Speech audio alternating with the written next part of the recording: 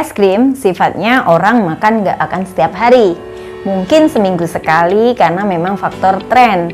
Jadi bisnis es krim ini tidak akan sustainable, ucap Pak Yuswo Hadi, seorang pakar marketing. Kenapa?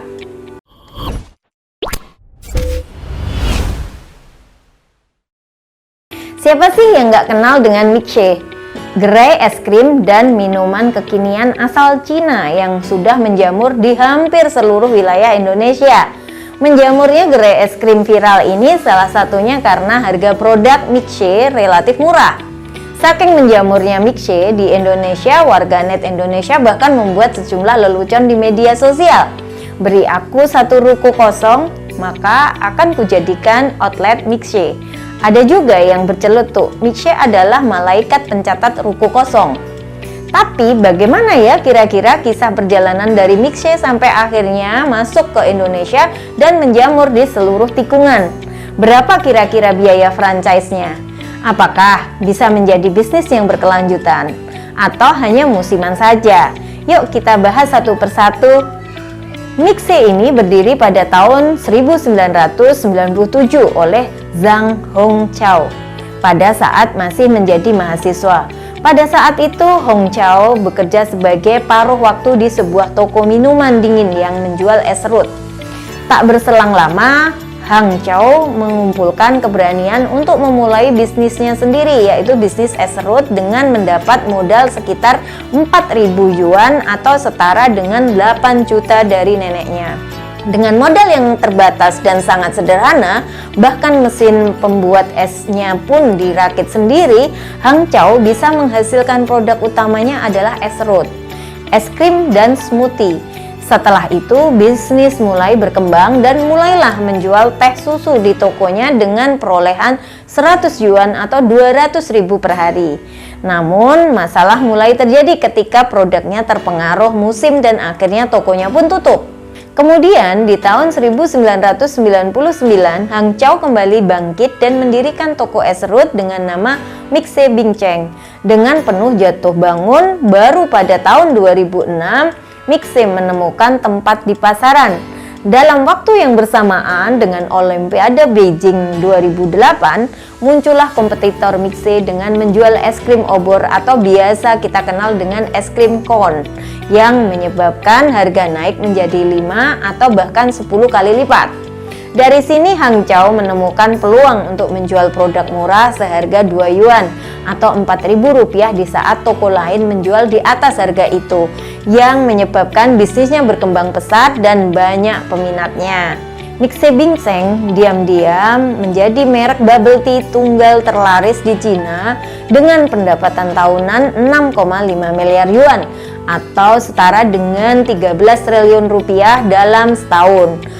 Di tahun 2018, Hongqiao akhirnya melakukan ekspansi besar-besaran ke berbagai negara seperti Vietnam, Singapura, Malaysia, hingga Indonesia.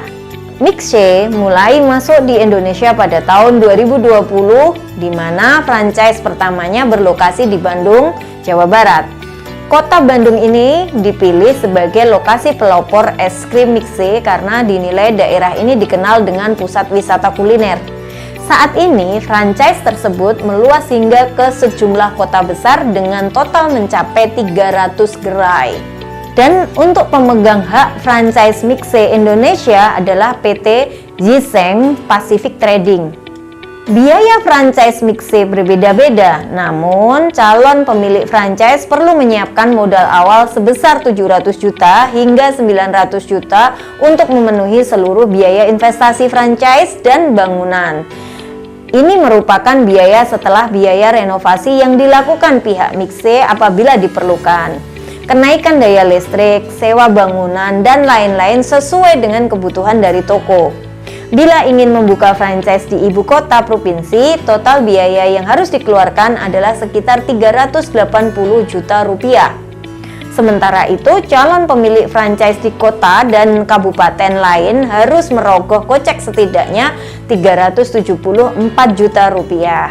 Terdapat sejumlah syarat awal yang harus dimiliki oleh calon pemegang franchise sebelum memulai kerjasama dengan Milkshake Indonesia. yaitu memiliki lokasi yang strategis dan potensial, luas bersih minimal 25 meter persegi tanpa tiang, tangga, ataupun elemen permanen lainnya.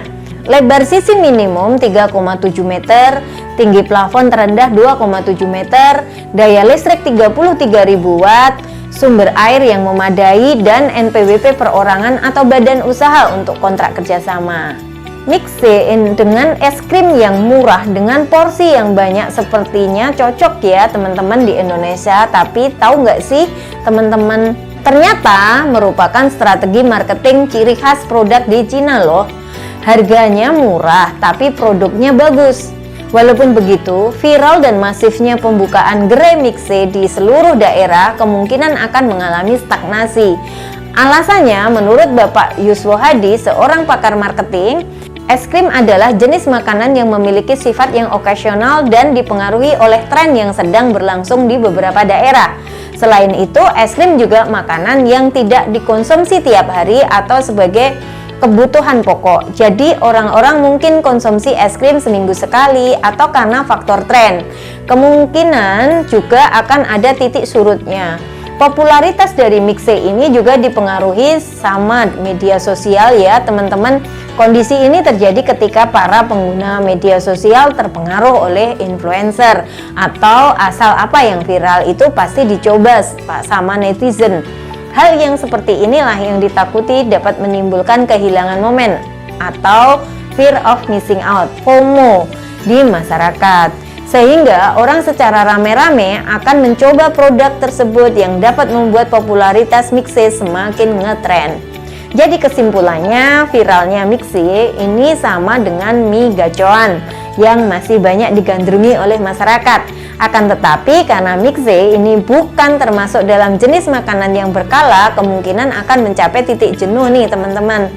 Pada saat pembukaan, gerainya sangat gencar ya, mungkin saja tidak long run, tapi tidak mati ya teman-teman, namun mungkin tidak seviral atau serame sekarang ini.